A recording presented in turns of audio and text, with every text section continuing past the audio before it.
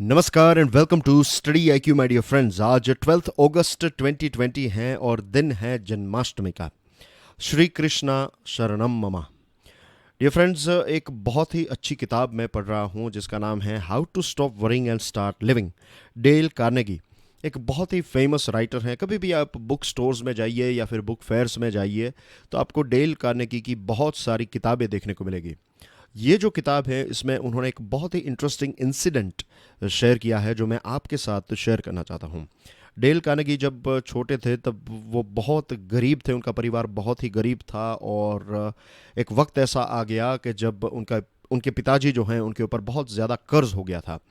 कहीं पर भी उनको कोई आशा की किरण नहीं नज़र आ रही थी और एक दिन उन्होंने ये सोचा कि वो किसी एक ऊंचा सा एक कोई ब्रिज था, पुल था, तो वहाँ से वो आत्महत्या करने के बारे में सोचते हैं और फिर उनको लास्ट टाइम पर याद आता है एक ऐसा किस्सा, मीन्स नॉट किस्सा लेकिन जो डेल कार्नेगी हैं उनके मदर, यानी कि उनके पिताजी के जो वाइफ हैं, वो हमेशा प्रार्थना किया करते थे, प्रेयर किया करते थे। और इसी प्रेयर की वजह से उनके माताजी जो हैं, उनके मदर जो हैं डेल कार्नेगी के, वो काफ़ी एक बहुत सारी मुसीबतें थी लेकिन फिर भी वो सारी चीज़ें एक हंस कर या फिर आप कह सकते हैं कि वो डाइजेस्ट कर पाते थे, सारी मुसीबतों को सहन कर पाते थे। तो जो प्रार्थनाएं उनके मदर करते या फिर उनके वाइफ जो करते थे, ये डेल कार्नेगी के पिताजी ने सोचा कि उनकी बीवी जो है वो प्रार्थना करती हैं तो उसमें उनको वो प्रार्थना याद आती है और फिर एक आशा की किरण उनको नज़र आती हैं और फिर वो उस ब्रिज में से उतर जाते हैं और घर वापस आ जाते हैं। कुछ साल, कुछ वक्त बीतता है और उनका जीवन जो है वो बैक टू नॉर्मल हो गया। उनके पिताजी कुछ 78 ईयर्स तक जीवित रहे। जब ये सोच रहे थे उस टाइम पर उनके पिताजी कुछ 45 40 लेट 40s के आसपास कुछ थे और उसके बाद बहुत ही एक हेल्थी जीवन उनके पिताजी ने जिया। और फिर वो डेल कार्नेगी बताते हैं कि कैसे प्रार्थना ने जो है उनके पिताजी को बचा लिया और उनके परिवार को बचा लिया। तो यहाँ पर आज जन्माष्टमी का मौका है तो मैं आपके साथ यही शेयर करना चाहता हूँ, श्री कृष्णा शरणम मम, यानी कि आप जिस भी रिलीजियन को फॉलो करते हैं, Hindu, Muslim, Christian, Parsi etcetera, it doesn't matter, जब भी आपको ऐसा लगे कि सारी चीज़ें डार्क हो चुकी हैं, अंधकार छा गया है आपके जीवन में, तो आप प्रार्थना ज़रूर कीजिएगा। राइट, प्रेयर में एक ज़बरदस्त ताकत है। उसका साइंस तो मुझे नहीं पता है एग्जैक्टली, लेकिन ये एक ऐसी टेक्नोलॉजी है, प्रेयर एक प्रकार की ऐसी टेक्नोलॉजी है जो आपके अंदर ये विश्वास पैदा करती है कि आप अकेले नहीं हैं, आपके साथ एक ईश्वरी ताकत हमेशा है। तो इस जन्माष्टमी के दिन पर I wish best of luck to all of you. और डियर फ्रेंड्स, मेरी यही प्रार्थना है कि हम सब के ऊपर ईश्वर जो हैं वो अपनी कृपा बरसाए। आगे बढ़े उससे पहले डियर फ्रेंड्स, स्टडी आईक्यू की टीम ने मिलकर एक स्मार्ट कोर्स डिज़ाइन किया है और दूसरे भी स्मार्ट कोर्सेज अवेलेबल हैं। सारी इन्फॉर्मेशन आपको हमारे मोबाइल ऐप के ऊपर से मिल जाएगी। गुड न्यूज़ ये है कि इंडिपेंडेंस डे सेल चल रहा है और ये 17 अगस्त तक चलेगा, तो make the most out of it. इसमें आपको 5% एक्स्ट्रा डिस्काउंट भी मिल रहा है। लेक्चर की पीडीएफ को डाउनलोड करना चाहते हैं then check out my Telegram channel. आज हमारे टेबल के ऊपर है dear friends 4 important articles. Education के ऊपर एक बहुत ही इंटरेस्टिंग आर्टिकल लिखा गया है। फिर टाइम्स ऑफ इंडिया का आर्टिकल है। द हिंदू में एक दूसरा इंटरेस्टिंग आर्टिकल है। फिर इंडियन एक्सप्रेस का एक एडिटोरियल है, ग्रीन एंड रेड, ये एनवायरनमेंट के साथ जुड़ा हुआ है। और लास्ट में हिंदुस्तान टाइम्स का एक आर्टिकल है, ये फ्लड फोरकास्टिंग के ऊपर है। और बाद में कुछ इंपॉर्टेंट न्यूज़ आइटम्स को भी देखने वाले हैं। आपकी स्क्रीन के ऊपर ये जो तस्वीर है, ये बहुत ही एक फेमस तस्वीर है। ये है स्पेनिश फ्लू की। राइट, तो शायद आपने ये तस्वीर को एनवायरनमेंट या फिर किसी हमारे ही एक यूट्यूब वीडियो के थंबनेल में देखा होगा। तो ये जो स्पेनिश फ्लू है, उस टाइम पर अभी कुछ टाइम पहले वर्ल्ड इकोनॉमिक फोरम में एक रिपोर्ट आया था और इस रिपोर्ट में ये बताया गया कि जब स्पेनिश फ्लू, जिस प्रकार से आज कोरोना वायरस का कहर है, एक वक्त था 1918 या फिर 1919 के आसपास की बात है, 1917 या फिर 18 की बात है, जब स्पेनिश फ्लू का कहर था। तो उस टाइम पर अमेरिका में रहने वाले बहुत सारे लोग जो हैं वो अपने फ्रेंड्स और फैमिली के टच में रहने के लिए टेलीफोन का इस्तेमाल करते थे। और उस टाइम पर पता चला कि ये जो टेलीकॉम की टेक्नोलॉजी है वो मॉडर्न सोसाइटी में कितनी इम्पोर्टेंट है। धीरे धीरे जैसे वक्त आगे बढ़ा, वी ऑल नो कि हमारे देश में भी ये टेलीफोन्स आ गए और आज हमारे देश में मोबाइल फ़ोन्स आ चुके हैं। जब मोबाइल फ़ोन्स को भारत में लॉन्च किया जा रहा था तो लेट मी टेल यू, उस टाइम पर बहुत सारे लोग ऐसा कह रहे थे कि भारत में तो इतने सारे इलिटरेट लोग हैं, मोबाइल फ़ोन कभी भी भारत में फेमस या फिर एक हाउस होल्ड, हर एक का घर में हर एक के पास एक मोबाइल हो जाए, ऐसा वक्त आज तो ऐसा वक्त है कि बहुत सारे लोगों के पास तो दो मोबाइल फ़ोन्स हैं। तो जब ये लॉन्च किया जा रहा था तो उस टाइम पर बहुत सारे लोग ऐसा मानते थे कि भारत में ये सक्सेस नहीं होगा, लेकिन आज देखिए कि भारत जो है वो मोबाइल फ़ोन में कितना, मीन्स मोबाइल फ़ोन जो है वो हर एक के पॉकेट में है, इज़न्ट इट। तो आज बहुत सारी चीज़ें, खास करके स्मार्टफोन का जब इनोवेशन हुआ, स्मार्टफोन के आने से बहुत सारी चीज़ें जो है हमारे जीवन में चेंज हो गई हैं। अब टेक्नोलॉजी जो है अपने आप में न्यूट्रल है, हम उसको कैसे यूज़ करते हैं उसके ऊपर सारी चीज़ें डिपेंडेंट है। अगर आप इसका दुरुपयोग करते हैं तो आपके जीवन के लिए ये डिस्ट्रक्टिव है, अगर आप इसका सदुपयोग करते हैं तो आपके जीवन की प्रोडक्टिविटी मोबाइल फ़ोन्स जो हैं या फिर टेक्नोलॉजी जो है वो बहुत ज़्यादा इम्प्रूव कर देती हैं। मैं एक और चीज़ कहना चाहूँगा, फिर आगे बढ़ते हैं। अब सोचिए कि हम सब कितने लकी हैं कि आज हम इस ज़माने में जी रहे हैं।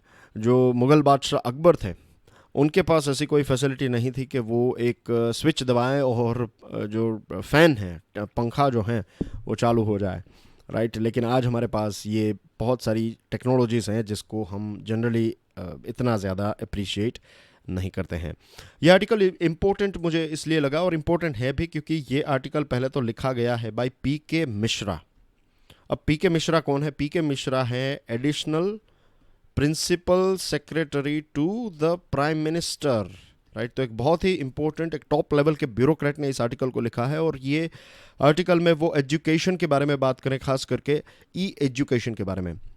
स्मार्टफोन रेवोल्यूशन हमारे देश में हुआ और दुनिया में हुआ।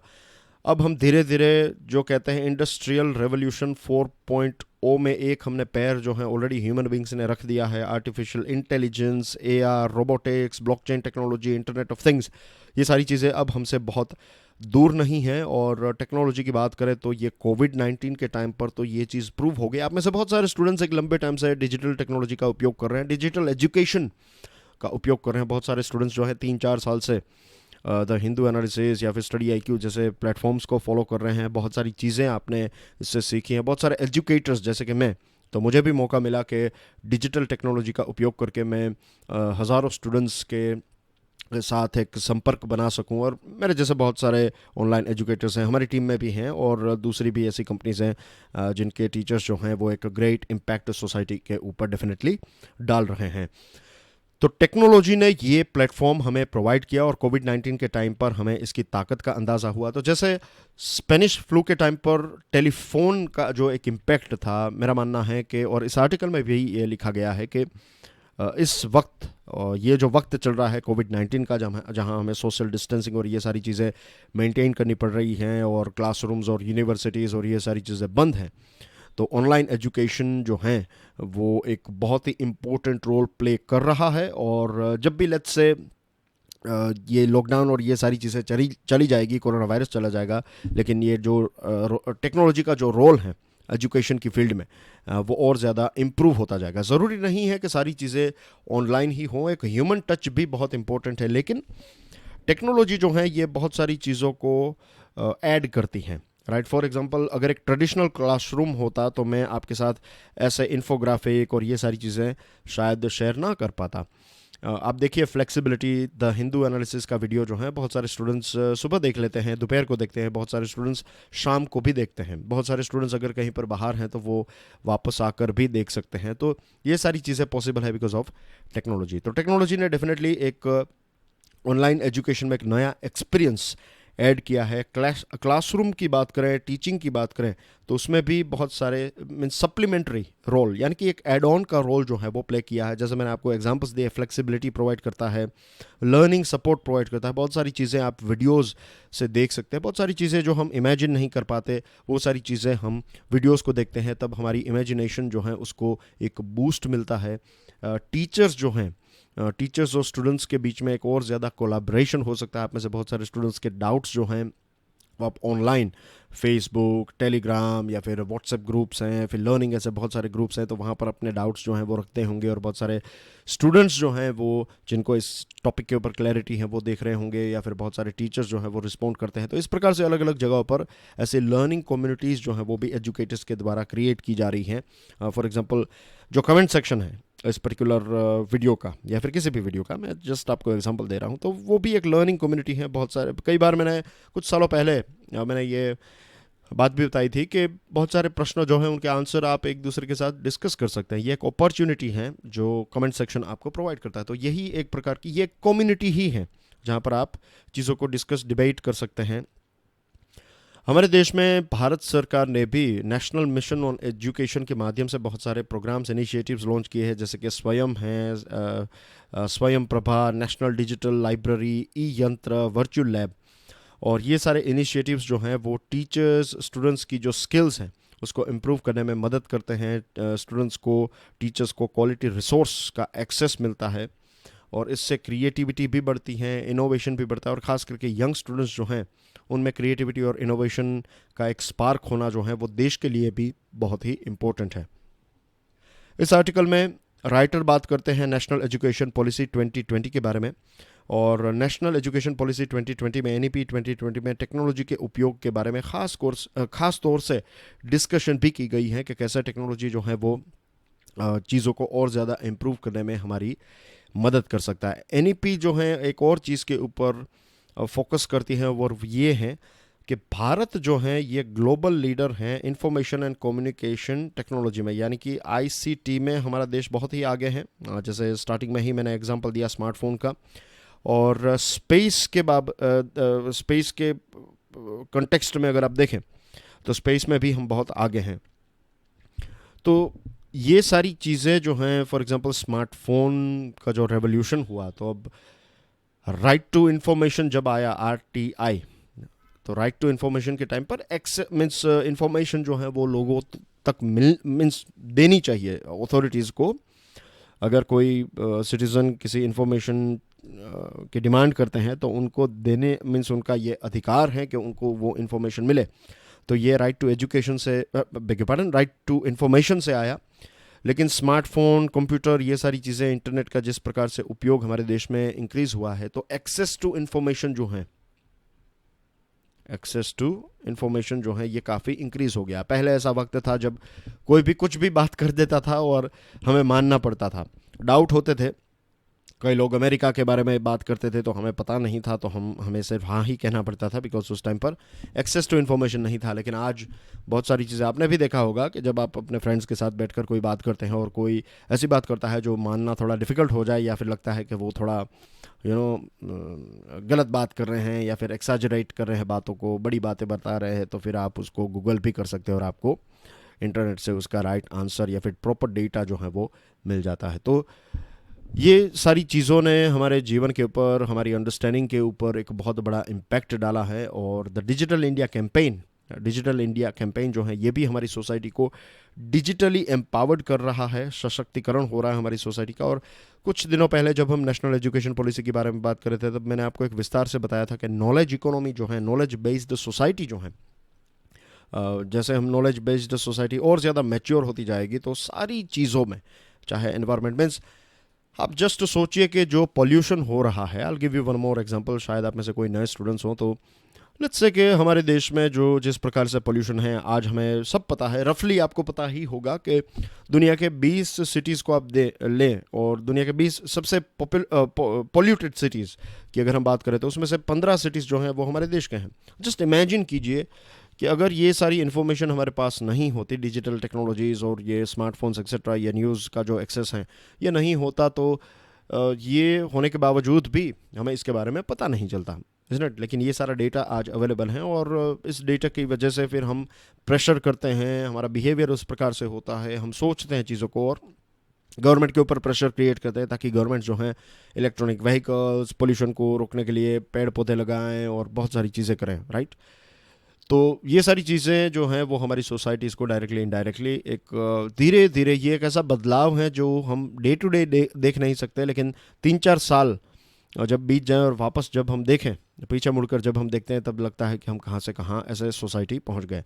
तो ये सारी चीज़ें भी डिजिटल टेक्नोलॉजी के माध्यम से हो रही हैं। तो टेक्नोलॉजी और एजुकेशन का जो रिलेशन है वो बाई डायरेक्शनल है। बाई डायरेक्शनल यानी कि एजुकेशन से टेक्नोलॉजी, टेक्नोलॉजी से एजुकेशन, राइट, दोनों चीज़ें एक दूसरे को एनहांस करती हैं।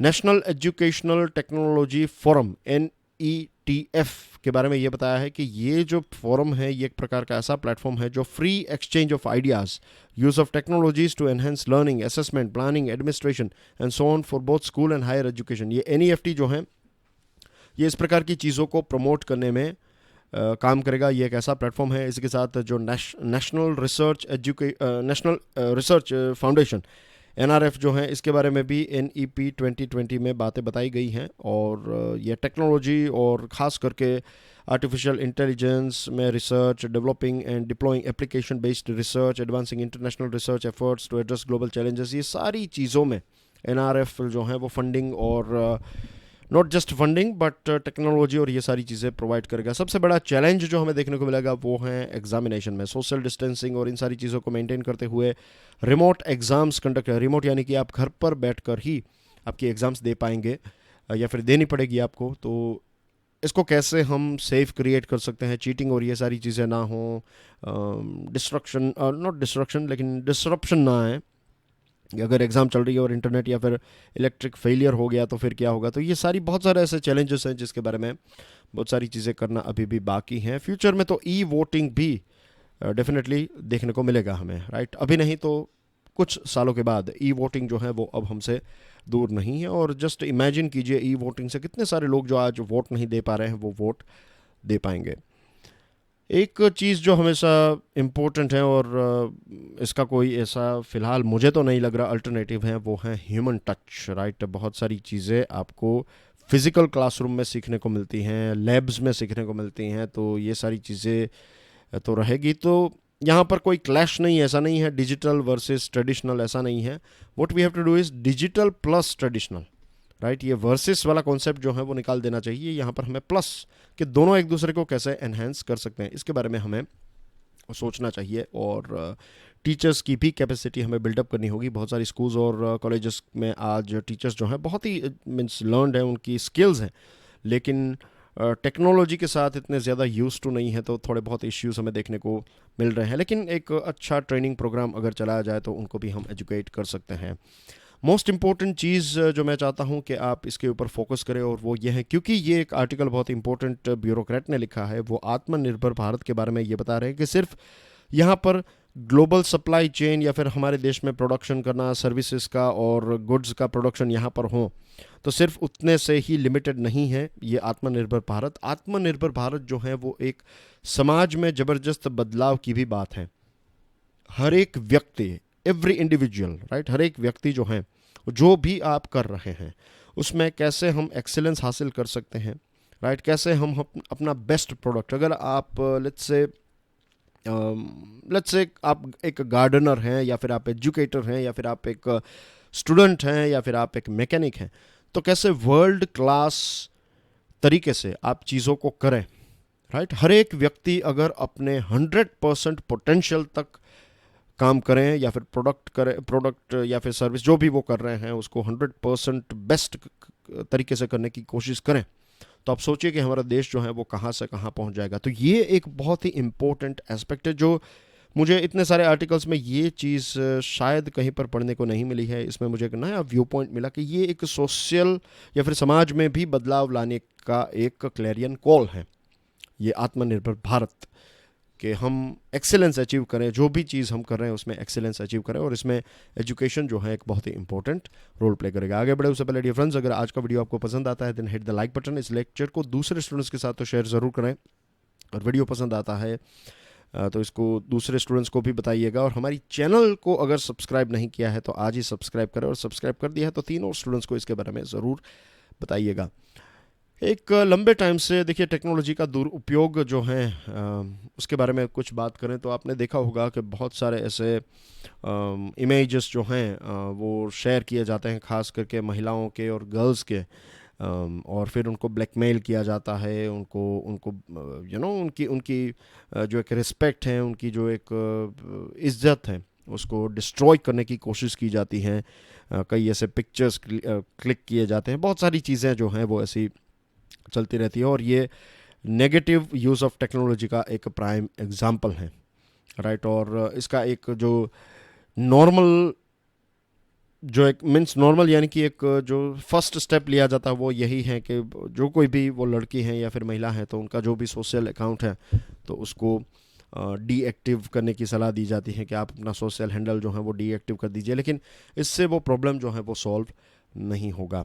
नेशनल कमीशन फॉर विमेन एक रिपोर्ट रिलीज़ किया है ये कोविड-19 के टाइम पर, और पता चला कि कोविड-19 के साथ साथ एक दूसरा पेंडेमिक जो महिलाओं को और गर्ल्स को सहना पड़ा इस लॉकडाउन के टाइम पर, और वो हैं वायलेंस, राइट। घर पर वायलेंस होना और बहुत सारी जगहों पर ऑनलाइन एब्यूज़ भी होते रहते हैं, और ये एक बहुत ही गलत बात है, बहुत ही गलत चीज़ है, क्योंकि 50% दुनिया की पॉपुलेशन जो है वो महिलाओं की है। अगर 50% पॉपुलेशन जो है वो एम्पावर्ड नहीं है तो फिर बाकी की 50% भी एम्पावर्ड नहीं रहेगी। यहाँ पर जो सोशल चेंज के बारे में बात की है आत्मनिर्भर भारत में, तो इसमें हर एक व्यक्ति, राइट, इसमें महिला हो, पुरुष हो, ट्रांसजेंडर हो, हर एक व्यक्ति के एम्पावरमेंट की यहाँ पर बात है, और ये पूरी दुनिया के बारे में बात है, ह्यूमैनिटी की बात है। ये किसी एक देश या फिर किसी जाति से लिमिटेड नहीं है। तो अच्छी बात है कि UNESCO, UNICEF, UN Women, UNFPA, South Asia Foundation, इन सब ने मिलकर एक नंदिता दास ने एक फिल्म बनाई है लिसन टू हर, तो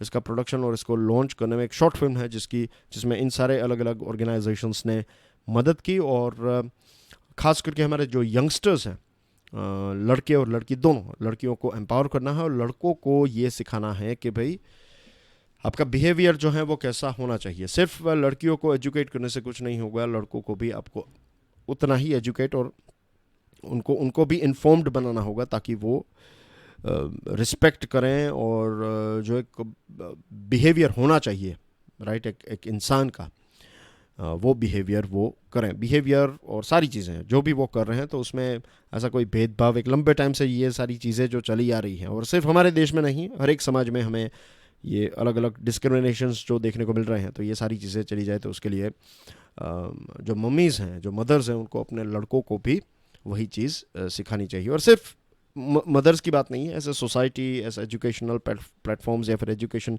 सिस्टम में भी ये सारी चीज़ें होनी चाहिए। एक प्रोग्राम लॉन्च किया है आपकी स्क्रीन के ऊपर, जो है एनसीईआरटी और यूनाइटेड नेशंस ने मिलकर, यूनेस्को ने बेसिकली मिलकर एक safe online learning in times of कोविड-19 ये लॉन्च किया। तो इसमें ये एक प्रकार से रूल बुक हैं या फिर कुछ स्टेप्स इसमें दिए गए हैं कि कैसे आप एक सेफ़, प्राइवेसी वाला और सेफ़ डिजिटल एनवायरनमेंट क्रिएट कर सकते हैं। एक्शन फॉर इक्वालिटी प्रोग्राम भी है, जिसमें जैसे मैंने आपको बताया, यंग बॉयज़ और गर्ल्स को स्किल और नॉलेज दी जाती हैं और एक इक्वल सोसाइटी क्रिएट करने की कोशिश जो है ये एक्शन फॉर इक्वालिटी प्रोग्राम में की जा रही हैं। बहुत सारी स्कूल्स जो हैं उसमें भी इस प्रकार के प्रोग्राम्स चल रहे हैं, जिसमें जेंडर बेस्ड वायलेंस प्रोग्राम्स के बारे में एजुकेट किया जाता है लोगों को, इनको कैसे रोका जाए, और ये सारी चीज़ों के बारे में बात हो रही है। आज समाज में बहुत सारे बदलाव हमें देखने को मिल रहे हैं, riot girls, me too campaign, ये सारे कैंपेन्स की वजह से बहुत सारे ऐसे मीन्स, अब देखिए हम जनरली ये सोचते हैं कि गरीब देशों में या फिर लीस्ट डेवलप्ड कंट्रीज़ में ही सिर्फ महिलाओं के खिलाफ इस प्रकार के क्राइम्स होते हैं, लेकिन मी टू कैंपेन से हमें पता चला कि कैसे एम्पावर्ड वुमेन जो सेलिब्रिटीज़ हैं, दुनिया में बहुत फेमस हैं, तो ऐसी बहुत सारी एक्ट्रेसेस के साथ भी एब्यूज़मेंट और ये सारी चीज़ें, उनके रेप्स किए जा रहे थे, उनको फिज़िकली एब्यूज़ किया जा रहा था, तो ये सारी चीज़ें भी सामने आई हैं। पहले ऐसा वक्त था, अमेरिका में भी ऐसा वक्त था, जब महिलाओं के साथ ऐसी गलत चीज़ें होती थी तब वो किसी को कह नहीं पाती थी, लेकिन आज बदलाव इतना तो आ गया है कि वो एटलीस्ट जब भी ऐसा होता है तो वो दुनिया के सामने आकर जो भी उनके साथ हुआ है वो खुलेआम बता सकते हैं, और लोग उनको सुनते भी हैं और सपोर्ट भी करते हैं। तो ये भी एक अपने आप में बहुत बड़ा बदलाव है। तो कोविड-19 क्राइसिस जो है, ये कोविड-19 क्राइसिस है, हमें ये पता चलता है कि कोविड-19 को फाइट करने के लिए हम सबको मास्क पहनना है और हम सबको सोशल डिस्टेंसिंग मेंटेन करना है, वरना हम इसको जीत नहीं पाएंगे। द सेम वे ये सारे जो दूषण हैं हमारे समाज में, इनइक्वालिटी और ये सारी चीज़ें, जेंडर इनइक्वालिटी पर्टिकुलरली, ये किसी कोई एक महिलाओं की सिर्फ फाइट नहीं है या सिर्फ उन महिलाओं तक ये सीमित नहीं है जिनके साथ ऐसा एब्यूज़ हो रहा है। ये हर किसी की फाइट है और हर किसी को मिलकर इसको लड़ना होगा। Moving on to next item, green and red. इसके बारे में हमने पहले भी बात की थी। अभी कुछ टाइम पहले union ministry of environment, forest and climate change, ये इसका पूरा ऑफिशियल नाम है, जिसको हम एनवायरनमेंट मिनिस्ट्री कहते हैं। तो मार्च में एनवायरनमेंट मिनिस्ट्री ने ड्राफ्ट नोटिफिकेशन रिलीज़ किया एनवायरनमेंट इम्पैक्ट असेसमेंट का, और इसकी डेडलाइन रखी थी 30 जून तक जितने लोग हैं, स्टेक होल्डर्स हैं, उनको अपना ओपिनियन वापस देना है। दिल्ली हाई कोर्ट में केस गया और दिल्ली हाई कोर्ट ने इसकी डेट जो है वो 11 अगस्त तक एक्सटेंड कर दी। तो कल ये जो डेडलाइन थी वो ख़त्म हुई और बहुत सारे लोगों ने, as per ministry, officially ministry का कहना है 4 से 5 लाख जितने रिस्पॉन्सेस देखने को मिले हैं। बहुत सारे एनवायरमेंटलिस्ट हैं, सिविल सोसाइटी ग्रुप, फिर जो नॉर्थ ईस्टर्न रीजन है या फिर ऐसे इकोलॉजिकल फ्रेजाइल रीजन जो हैं, वहाँ से बहुत सारे लोगों ने अपने सुझाव भेजे हैं। Former union environment minister Jairam Ramesh ने भी अपना ओपिनियन दिया है। तमिलनाडु, केरला ने भी अपना ऑफिशियल ओपिनियन दे दिया है। और दुखद बात यह है कि जो एनवायरनमेंट मिनिस्टर हैं प्रकाश जावड़ेकर साहब, उन्होंने ये बताया कि ये जो क्रिटिसिज्म हो रहा है ये बहुत ही प्री मैच्योर है। दैट्स अ रॉन्ग थिंग, क्योंकि ये सारी चीज़ों की शुरुआत, ये जो एनवायरनमेंट इम्पैक्ट असेसमेंट है, इसको 1994 में फ्रेम किया गया था और भोपाल गैस ट्रेजेडी के बाद ये सामने आया और एक दशक के बाद ये आया। और एनवायरमेंटल प्रोटेक्शन एक्ट 1986 जो है उसका ही ये पार्ट है, EIA। इसको लास्ट में 2006 में रिवाइज़ किया गया था और अब फिर से इसको रिवाइज़ किया गया है। द प्रॉब्लम इज़ कि जो मैंने आपको इससे पहले बताया था कि कैसे अगर किसी प्रोजेक्ट की शुरुआत आपने कर दी और क्लियरेंस आपको बाद में लेना है, तो ये सारी चीज़ें जो हैं वो बहुत ही गलत है। डेवलपमेंट के नाम पर हम एनवायरनमेंट को डिस्ट्रॉय नहीं कर सकते। 2000 में एक केस था, centre for social justice versus union of India, और उस टाइम पर गुजरात हाई कोर्ट ने बताया कि कैसे जो गरीब लोग हैं, मीन्स एक एनवायरनमेंट के साथ जुड़ी हुई एक पब्लिक हियरिंग की जाती थी, और इस पब्लिक हियरिंग जो है इसको डिस्ट्रिक्ट हेडक्वार्टर्स यानी कि कलेक्टर की ऑफिस में किया जा रहा था। लेकिन जो छोटे छोटे गांव हैं वहाँ के लोग काफ़ी गरीब हैं और वो क्या हियरिंग के लिए पैसे खर्च करके डिस्ट्रिक्ट हेडक्वार्टर्स तक जाएंगे? वो नहीं जा पाएंगे, उनके पास उतने पैसे नहीं थे, इतना लॉन्ग डिस्टेंस कट करना, सारे अपने कामकाज छोड़कर वहाँ पर जाना। और कोर्ट ने ये भी ऑब्जर्व किया था कि जो माइन्यूट्स हैं, जो भी चीज़ें बातें होती हैं, ये सारी चीज़ें रिकॉर्ड नहीं की जा रही थी। कई जगहों पर अगर रिकॉर्ड की जा रही थी तो जो लोग हैं उनके साथ ये डेटा शेयर नहीं किया जा रहा था, डॉक्यूमेंट्स उनको दिए नहीं जा रहे थे। तो ये सारी चीज़ें जो हैं उसके बारे में सुप्रीम कोर्ट ने कई बार 2013 में भी, वेदांता वर्डिक्ट में भी सुप्रीम कोर्ट ने ये सारी चीज़ें बताई। और देखिए ये नया जो EIA है उसमें पब्लिक हियरिंग 30 दिनों तक पहले चलते थे, अब इसको कम करके 20 दिन कर दिया है। जैसे मैंने आपको बताया कि आप पहले प्रोजेक्ट की शुरुआत कर दीजिए और बाद में आपको क्लियरेंस मिल जाएगा, तो ये सारी चीज़ें भी गलत हैं। तो ये भी हम चीज़ जानते हैं कि खेती बाड़ी की ज़मीन को एक बार आपने नॉन एग्रीकल्चर कर दिया, एक बार आपने उसके ऊपर कंस्ट्रक्शन कर दिया, उसके बाद आप उसको फिर से खेती बाड़ी की ज़मीन नहीं बना सकते। आप कुछ भी करें, एक बार वो ज़मीन चली गई, फिर चली गई, वो बर्बाद हो गई, राइट। उसको आप फिर से वो नेचुरल ज़मीन नहीं बना सकते। और फिर जिस प्रकार से पॉपुलेशन बढ़ रही है और जिस प्रकार से सिटी और टाउन्स और विलेजेस का एक्सपांशन हो रहा है, तो प्रेशर जो आ रहा है वो एग्रीकल्चर लैंड के ऊपर आ रहा है और इसकी वजह से बहुत सारे लोगों का लाइवलीहुड जो है वो डिस्ट्रॉय हो रहा है। तो इट इज़ इम्पोर्टेंट कि सरकार जो है वो EIA में जो सजेशंस आए हैं उसके ऊपर काम करें और फिर से इसको रिफाइन करें।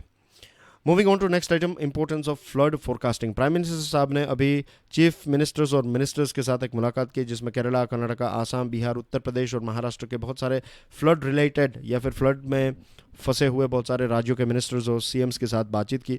इस बातचीत में प्राइम मिनिस्टर साहब ने एक बहुत ही इंपॉर्टेंट सुझाव दिया है कि हमें सेंट्रल गवर्नमेंट और स्टेट गवर्नमेंट्स के बीच में एक कोऑर्डिनेशन बनाना होगा, एक परमानेंट सिस्टम होनी चाहिए फोरकास्टिंग की, और लेटेस्ट टेक्नोलॉजी का उपयोग करना चाहिए ताकि हम जल्द से जल्द और सबसे मीन्स जितना जल्दी हो सके उतना जल्दी इस फ्लडिंग और ये बाढ़ की सिचुएशन के बारे में लोगों तक इन्फॉर्मेशन पहुंचा सकें और नेसेसरी स्टेप्स उठा सकें। क्योंकि इन सारी चीज़ों की वजह से बायोडाइवर्सिटी डिस्ट्रॉय हो जाती है, लोगों की ज़मीन बर्बाद हो जाती हैं, इंफ्रास्ट्रक्चर डिस्ट्रॉय हो जाता है और सरकार के भी कितने सारे पैसे जो हैं वो वापस सारी चीज़ों को खड़ा करने में चले जाते हैं। वैसे देखा जाए तो सेंट्रल वाटर्स कमीशन जो है वो फ्लड मैनेजमेंट सिस्टम को काफ़ी डेवलप कर चुकी हैं और दो प्रकार के मेजर्स लिए जाते हैं, एक है स्ट्रक्चरल और एक है नॉन स्ट्रक्चरल्स। स्ट्रक्चरल्स में जो डैम्स हैं, रिजर्वॉयर्स हैं, डैम्स उनका मेंटेनेंस करना, फिर एमबैंक में डेटा कलेक्ट करना, कितना सिल्ट आया है, ये सारी चीज़ों का डेटा जो है वो स्ट्रक्चरल साइड में कलेक्ट किया जाता है। नॉन स्ट्रक्चरल की बात करें तो रिवर का फ्लो कितना है, कितना पानी बह रहा है, फिर टेक्निकल इक्विपमेंट्स को लगाना, ये सारी चीज़ें की जा रही है, लेकिन आज भी वो सारी चीज़ें पर्याप्त नहीं है। सबसे बड़ा जो प्रॉब्लम है वो ये है कि आप इंफॉर्मेशन जो आपके पास है वो कैसे पब्लिक में शेयर करते हैं। नॉन टेक्निकल लैंग्वेज में सामान्य से सामान्य व्यक्ति को समझ में आ जाए इस भाषा में डेटा को शेयर करना जो है, ये रिस्पॉन्सिबिलिटी गवर्नमेंट और CWC की होनी चाहिए। और एक इंडिपेंडेंट इवेल्युएशन भी होना चाहिए कि CWC जो कर रहा है तो उसका परफॉर्मेंस कैसा है और क्या क्या चीज़ें की जा सकती है जिससे फ्लड वार्निंग को और ज़्यादा हम लोगों तक पहुंचा सकें और लोगों को इसके बारे में एजुकेट कर सकें। न्यूज़ आइटम्स की बात करें डियर फ्रेंड्स, तो प्राइम मिनिस्टर साहब ने कोरोना वायरस से प्रभावित 10 बड़े राज्य जो हैं, 10 राज्यों जिसमें सबसे ज़्यादा कोरोना की असर हमें देखने को मिल रही है, तो उनके CMs के साथ एक डिस्कशन की। फिर गवर्नमेंट ने 91 जन औषधि केंद्र जो हैं जम्मू एंड कश्मीर में और 3 लद्दाख में खोले हैं इस साल। नरेंद्र सिंह तोमर ने ICAR डेटा रिकवरी सेंटर कृषि मेघ लॉन्च किया है। सुप्रीम कोर्ट ने जो लड़कियां हैं, जो डॉटर्स हैं, तो उनके लिए इक्वल हेरिटेंस का राइट जो है वो 1956 से अप्लाई कर दिया है। CBDT on earth money laundering, 1000 crore का मनी लॉन्ड्रिंग जिसमें चाइनीज नेशनल्स इन्वॉल्व हैं, तो ये CBDT ने अनअर्थ किया है, यानी कि इसको सामने लाया। कमला हैरिस जो इंडियन ओरिजिन सेनेटर हैं, तो उनका नाम आ रहा है US वाइस प्रेसिडेंशियल कैंडिडेट के तौर पर, डेमोक्रेटिक पार्टी से वो लड़ेंगे। European union 1.65 million euros flood hit लोगों के लिए साउथ एशियन रीजन में देने वाला है। रशिया ने एक बहुत बड़ा लॉन्च किया है, रशिया ने फर्स्ट कोविड वैक्सीन लॉन्च की है। कल की एक बहुत बड़ी खबर थी, आपने इसके ऊपर एक वीडियो भी देखा होगा, स्टडी IQ की टीम ने इसको लॉन्च किया था। ग्लोबल कोरोना वायरस के केसेस 2 करोड़ को क्रॉस कर चुके हैं। आज जन्माष्टमी है जिसके बारे में हमने ऑलरेडी बातचीत कर ली है, और कोविड-19 रिकवरी जो है वो हमारे देश में 70% तक पहुंच गई है, तो that's a good thing. Israel shares AI based technology high end equipment with AIIMS to help कोविड-19 fight. Lok Sabha starts beginner level course in French and और एक्सपर्ट कमिटी ऑन कोविड-19 vaccine administration to meet today. और ये थी आज की important news items, and that's everything from my side. Thank you very much for watching this video. God bless you all. जय हिंद।